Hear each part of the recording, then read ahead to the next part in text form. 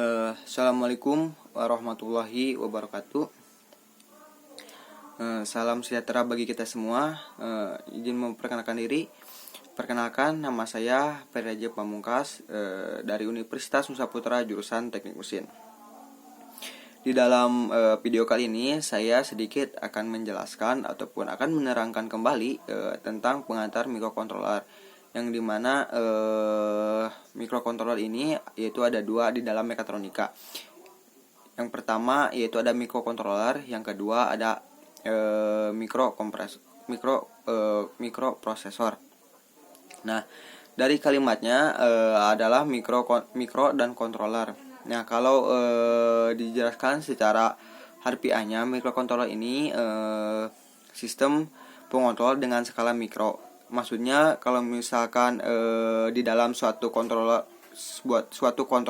mikrokontroler itu bisa menampung berbagai macam variabel di dalam sebuah kontrol.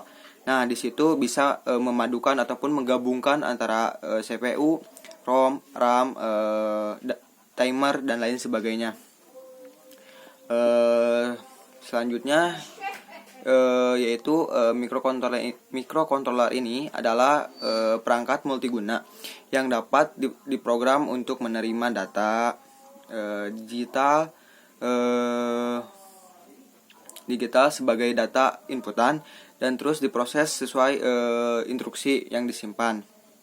Nah, setelah melalui instruksi yang disimpan itu lalu memberikan output sesuai dengan sistem yang diprosesnya.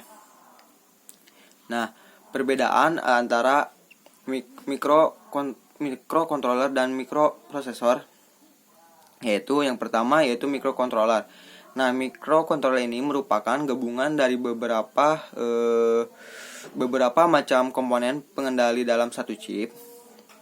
Nah, dirancang untuk kebutuhan khususnya misalnya untuk mengontrol ATM, printer. Nah, lebih dari satu program dijadikan jadi beberapa program. Nah, dijalankan sementara di satu program saja dalam suatu waktu. Nah, dan selanjutnya mikroprosesor. Nah, mikroprosesor ini bisa disebut dengan CPU yang terbentuk dalam satu chip. Nah, digunakan untuk umum biasanya seperti untuk surat menyurat dan untuk kebutuhan administrasi. Nah, selanjutnya yaitu ada prinsip kerja internal. Mikrokontroler terdiri dari input device dan output device. Nah, di mana input tersebut akan diproses oleh mikrokontroler, lalu proses yang dilakukan ini akan menghasilkan sebuah output yang bisa digerakkan oleh sistem. Nah, sistem input ini adalah sensor dan lain sebagainya. Nah, selanjutnya yaitu adalah sistem bilangan bit yang digital merupakan bilangan yang berbasis 2, yaitu terdiri dari angka 0 dan angka 1. Nah, yang dimana angka 0 ini off dan nilai 1 ini on. Sedangkan kumpulan dari 8 bit yang digunakan menjadi 1. Nah, selanjutnya yaitu ada konfigurasi mikrokontroler ini terdiri dari beberapa perangkat pendukung yang terdapat pada satu chip. Nah, ada oscillator, ada analog digital dan lain sebagainya. Nah, selanjutnya yaitu ada fitur-fitur yang terdapat di mikrokontroler, yaitu ada register rangkaian elektronik. Nah, itu yang mampu menyimpan kondisi atau status di dalam bit. Nah, selanjutnya input output merupakan sarana ataupun perangkat yang digunakan untuk mengakses. Nah, fungsinya untuk mengeluarkan data digital ataupun sebagai inputan data digital dan output data digital. Nah, Selanjutnya yaitu ada sistem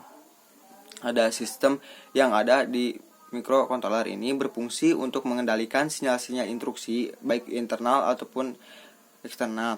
Nah, akan mematikan program yang sedang berjalan ketika ada instruksi. Nah, selanjutnya yaitu ada komunikasi serial. Nah, merupakan metode pengkomunikasian data. Nah, semua perpindahan menggunakan komunikasi yang dikenal dengan komunikasi serial. Nah, merupakan pengiriman datanya berurutan dan bergantian.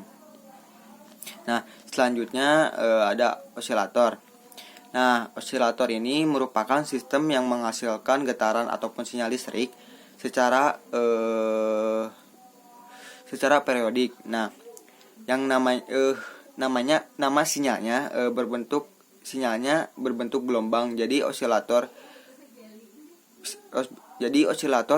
mengkondisikan sinyal masuk secara konstan. Nah, selanjutnya yang terakhir ada timer dan counter, yang dimana timer ini sebagai delay, sedangkan counter ini untuk mencacahnya. Nah, jadi timer merupakan sebagai fungsi waktu. Mungkin cukup sekian video dari saya. Mohon maaf apabila ada kesalahan dalam berkata.